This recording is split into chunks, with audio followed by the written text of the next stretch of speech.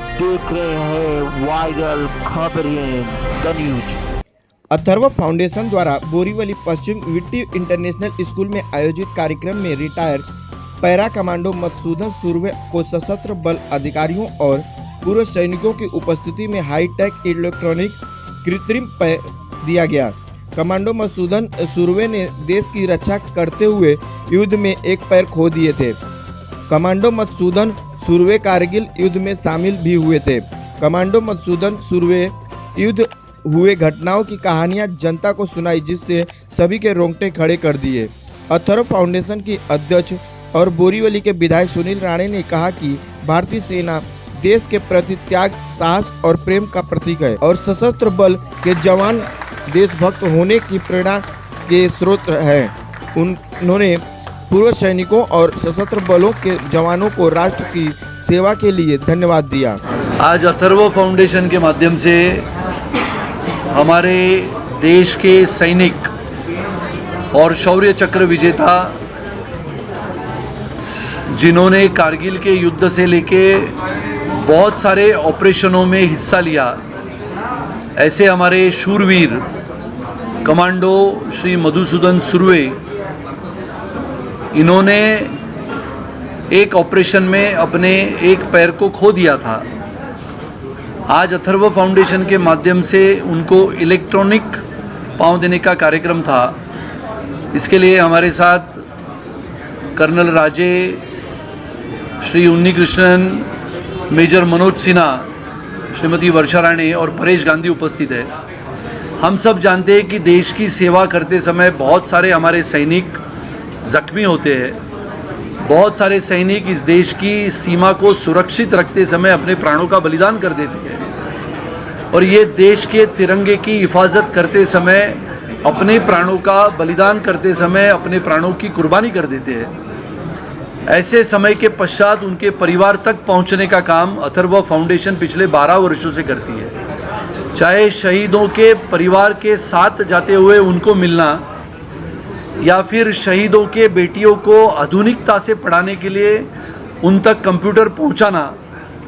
देश भर के अलग अलग हिस्सों में मैं स्वयं जाता हूं और हमारे देश के उन शूरवीरों की कहानी आज के हमारे इस पीढ़ी को बताने के लिए हम प्रयास करते हैं।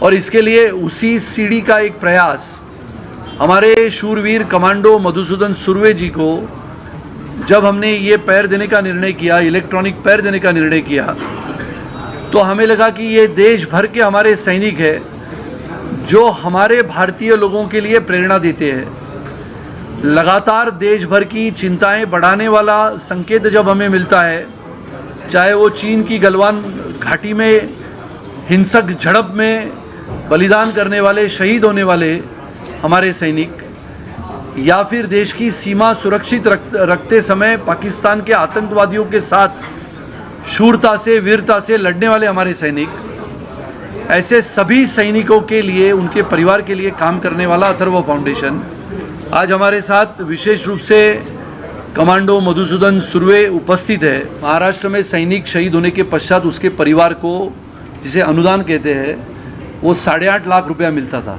सिर्फ विचार करो, ये महाराष्ट्र का सैनिक देश भर में, चाहे वो आतंकवादियों के साथ जूझता है, चाहे वो 1962 की लड़ाई हो, 65 की हो, 71 की हो, 84 की हो, 99 की हो, हर तरफ महाराष्ट्र का सैनिक और पूरे देश भर का सैनिक, चाहे पंजाब हो, हरियाणा हो, चंडीगढ़ हो, अलग अलग राज्यों से सैनिक निकलता है। महाराष्ट्र से भी सैनिक निकलता है। महाराष्ट्र के है तो हमने महाराष्ट्र के तभी के मुख्यमंत्री से गुहार लगाई थी कि हमारा महाराष्ट्र का सैनिक शहीद हो जाता है, उसके परिवार को हम 8.5 लाख रुपए की राशि अनुदान के रूप में देते हैं। ये बहुत कम है। तो देवेंद्र जी ने तुरंत मुख्यमंत्री इस नाते 31 जनवरी 2018 को इस राशि को 25 लाख किया था। 31 जनवरी 2019 को इसको 50 लाख किया था। 26 जुलाई 2019 को षणमुखानंद के कार्यक्रम में इसको 1 करोड़ किया था। और जिसको हम कहते हैं 2 हेक्टर ज़मीन भी अपने शहीद सैनिक को, परिवार को देने का निर्णय हमारे उस सरकार ने किया था, जो आज भी जारी है। उसकी सूची मेरे पास आती है। हालांकि ये कार्यक्रम उस सूची को दिखाने का नहीं है, लेकिन फ़र्क यूपी में और एनडीए में है। तो एनडीए ये देश के सैनिकों के सम्मान में लगातार आगे बढ़ चढ़ के काम करता है। मैं मधुसूदन सुर्वे, शौर्य चक्र। आज मैं अथर्व फाउंडेशन के सर्वा राणे सर जो है इनका मैं आभार व्यक्त करता हूं, जिन्होंने आज मुझे ये जो लिम दिया है और मुझे दौड़ाने के लिए उन्होंने जो कोशिश करी है, मैं आप सभी को मैं बताना चाहता हूं, सही मायने में मैं दौड़ूंगा और मेरी जो इच्छा है कि मैं एवरेस्ट चढ़ूं इस पैर से। और देखो अभी थोड़ी देर पहले एक क्वेश्चन पूछा गया था कि आप पैर से क्या नहीं कर सकते। अभी मुझे मालूम है, अभी भी अगर किसी शहर में बाढ़ आती है तो इस पैर से, इस टांग से मैं पानी के अंदर कूद सकता हूं, क्योंकि मैं डाइवर हूं, मैं सिर्फ डाइवर हूं। मैं पानी के अंदर कूद के मुझे अगर देश के लिए काम आना है तो मैं किसी की जान बचा सकता हूं, क्योंकि इसके अंदर लॉकिंग सिस्टम है और वो जब लॉक होगा तो निकलेगा नहीं। मैं तैर सकता हूं इससे, क्योंकि वो कला मुझे आती है। जब मुझे वो मिले थे, उन्होंने कभी राजनीति का सवाल नहीं पूछा था। उन्होंने पूछा कि मैं आपको दौड़ के देखना चाहता हूं, और आज उन्होंने मुझे आज खड़ा किया दौड़ने के लिए। और मैं आपको चाहता हूं कि मैं दौड़ूंगा नहीं, मैं एवरेस्ट की कोशिश करूंगा कि मैं एवरेस्ट कैसा चढ़ूं।